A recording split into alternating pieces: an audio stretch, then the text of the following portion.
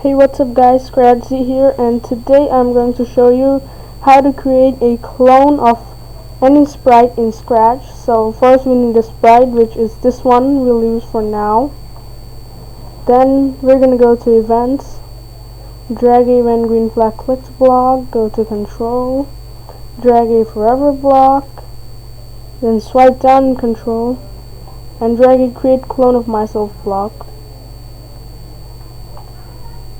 You can see it's creating clones, and in case you want proof that it is creating clones, go to motion, give a glide 1 second to random position. I'll lower the speed, I'll put 0.3 seconds, and boom,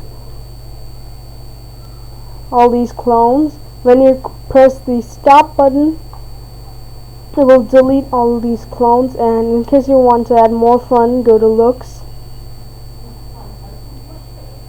change size by 10. This will be, I'll put this at 2. Let's see how this one works. See, it's gradually changing its size. I'll set this to original size. I'll just click on this block. Now go to change color effects by block. You can change this to anything, like fisheye whirl. Let's use whirl.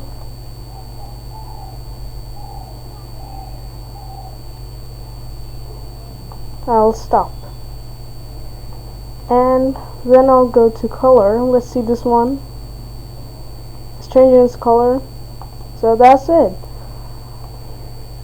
This was a pretty small video, but I hope you guys enjoyed this, and if it helped you, make sure to hit that like button and subscribe to this channel for more content. I'll see you next time. Thank you guys.